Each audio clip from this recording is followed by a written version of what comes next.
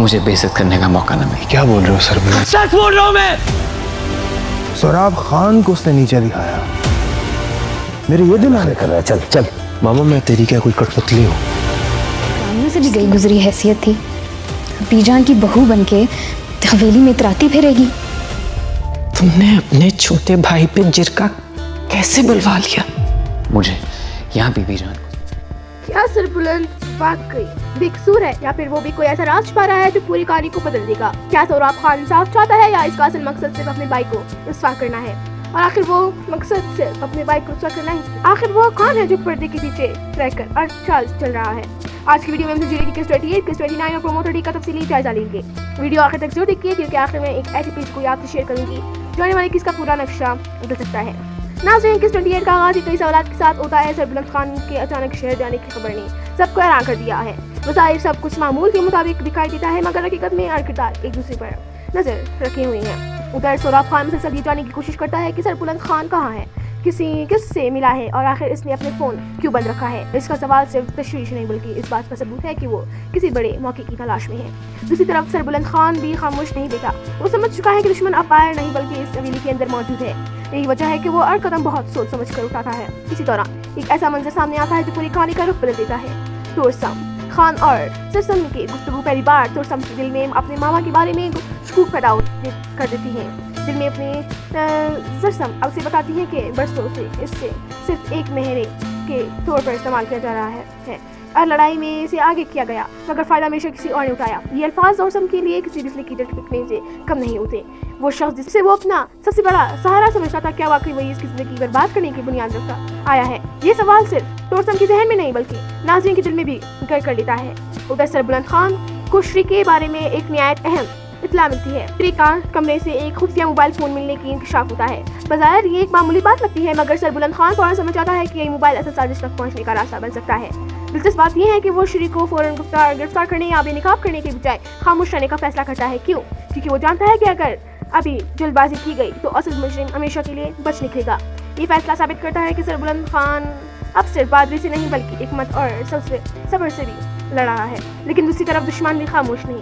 जाफरान खान के चेहरे पर बढ़ती हुई बेचैनी साफ बताती है कि इसके बताए हुए मंसूबे आहिस्ता आहिस्ता नाकाम होने लगे हैं, और शायद पहली बार इसे भी एहसास हो रहा है कि सरबुलंद खान इसके बहुत करीब पहुंच चुका है। लेकिन नाज़रीन, अभी असल की शुरू होना बाकी है, जिसके आखिरी लम्हात में ऐसे आदात पैदा होते हैं जो आने वाली किसी को पहले से ज्यादा खतरनाक बना देते हैं। क्या तुरसम अपनी मामा की हकीकत जान पाएगा? क्या श्री वाकई सिर्फ एक मुलाजमा है या वो दुश्मन खड़ी है? और क्या सरबुलंद खान अपने असल दुश्मन तक पहुंचने में कामयाब हो जाएगा? नाज़रीन, किस 29 का आवाज होती ही माहौल पहले से कई ज्यादा कशीदा नजर आता है। सरबुलंद खान को अंदाजा हो चुका है कि अब से दुश्मन का सामना करना काफी नहीं बल्कि अपने ही लोगों के शकूक का जवाब भी देना जरूरी है। उधर सोराब खान ने अपना अगला वार पहले ही तैयार कर रखा होता है। वो ऐसा माहौल बनाता है कि पूरे कबीले के बुजुर्ग एक ही सवाल पूछने पर मजबूर हो जाते हैं। आखिर सरबुलंद खान 3 दिन तक कहा था। यही सवाल जुर्गे की बुनियाद बनता है और देखते ही देखते पूरा माहौल एक अदालत का मंजर पेश करने लगता है।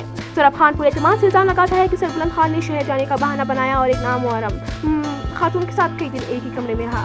ये इल्जाम सिर्फ एक शख्स ने पर नहीं बल्कि सरदारी की वखार पर था। लेकिन सरबुलंद खान बगैर घबराए आगे बढ़ता है और निहायत पुरसुकून अंदाज में कहता है कि अगर वो खामोश रहा तो सिर्फ इसकी इज्जत नहीं बल्कि असल मुजरिम भी हमेशा के लिए बच जाएगा। फिर वो पहली बार सबसे सामने से एक हथलाना हमले का जिक्र करता है जिसके बारे में अभी तक कोई नहीं जानता था। वो बताता है कि शिकारगाह से वापसी पर इस पर अचानक हमला किया गया। वो शदीद जख्मी हुआ। दुश्मन मुसलसल इसके ताक़ुब में था। इस हालत में इसके पास सिर्फ एक रास्ता था, अपनी जान बचाना। इसीलिए इसे कुछ वक्त के लिए राबिया के कमरे में पनाह लेनी पड़ी। ये सुनते ही जुर्गे में खामोशी छा गई जाती है। किसी ने भी ये तौक़ा नहीं की थी कि ये मामला सिर्फ एक इल्ज़ाम नहीं बल्कि जान लेने की साजिश तक बन चुका है। लेकिन सोराब खान हार मानने वालों में से नहीं। वो फौरन एक और इंकशाफ करता है कि जमाला का असल नाम राबिया है और वो मुदस्सिर। इसका मकसद वाज़ेह था, सरबुलंद खान की किताब पर मज़ीद सवाल उठाना, मगर इस बार भी सरबुलंद खान निहायत मजबूती से जवाब देता है। वो बताता है कि मुदस्सिर इसका करीबी दोस्त था और मरते वक्त इसने ना सिर्फ एक वसीयत की थी, मेरी बीवी की हिफाजत करना। सरबुलंद खान कहता है कि इसने सिर्फ अपने दोस्त से क्या हुआ वादा निभाया है, इससे ज़्यादा कुछ नहीं। ये अल्फाज जो कि कई बुजुर्गों को सोचने पर मजबूर कर देते हैं। फिर एक ऐसा शख्स जो अपने जान खतरे में डालकर दोस्त की इमारत की हिफाजत कर रहा हो, क्या वो वाकई वही हो सकता है जिस पर इल्जाम लगाया जा रहा है? लेकिन नाज़रीन, असल झटका अभी बाकी है। नाज़रीन, सरबुलंद खान की गुफ्तगू खत्म होते ही पूरे जिरगे में खामोशी छा जाती है और बुजुर्ग एक दूसरे का चेहरा देख रहा होता है, क्योंकि अब मामला सिर्फ इल्जामात का नहीं बल्कि सबूतों और हकीकत का बन चुका है। सरबुलंद खान निहायत पूरे तमाम अंदाज में कहता है कि अगर कोई शख्स इस पर इल्जाम लगा रहा है तो इसे सबूत भी पेश करना होगी। सिर्फ बातें करने देने से कोई मुजरम साबित नहीं हो जाता। ये अल्फाज बराह रास्त सोराब खान पर वार साबित होते हैं। लेकिन सौरभ खान भी आखिर चाल चलने की कोशिश करता है। वो बानो की मौत का मामला छेड़कर पूरी जिंदगी का बदलना चाहता है। इसका दावा होता है कि बानो की मौत आसान नहीं थी, बल्कि इसके पीछे एक ऐसी हकीकत छुपी है जिसे तो छुपाया गया। मगर सरबुलंद खान एक ऐसा सवाल करता है जिसका जवाब किसी के पास नहीं होता। अगर वाकई बानो ने खुद अपनी जान दी थी तो फिर इसकी लाश कहाँ गई? आज तक कोई सबूत क्यों सामने नहीं आया? ये सवाल सुनते ही पूरे जिंदगी में एक बार फिर खामोशी छा जाती है। अब बुजुर्ग भी महसूस करने लगते हैं कि इल्जामात तो बहुत है, लेकिन सबूत ना होने के बराबर है। आखिरकार जुर्ग अपना फैसला सुनाता है। बुजुर्ग वाजे कहते हैं कि सरबुलंद खान ने दुश्मन से बचने के लिए जो कदम उठाया वो औलाद के मुताबिक दुरुस्त था। टाइम कबीले की रवायत भी अपनी जगह अहम है। इसलिए फैसला दिया जाता है कि अगर राबिया इस हवेली में रहना चाहती है तो इसे सरबुलंद खान से निकाह में आना होगा। ये फैसला सुनते ही किरदार के चेहरे के तासुरात बदल जाते हैं। राबिया हैरान रह जाती है। सरबुलंद खान खामोश हो जाता है, जबकि सौरभ खान भी मुकम्मल कामयाबी हासिल नहीं कर पाता, क्योंकि वो सरबुलंद खान को मुजरिम साबित करने में नाकाम रहता है। उधर तोरसम की जेल में अब प्रेमा माँ के बारे में शुक्र पहले से कई ज्यादा बढ़ जाते हैं। अब इसे महसूस होने लगता है कि शायद बरसों से इसे सिर्फ एक नहरे के तौर पर इस्तेमाल किया जा रहा है।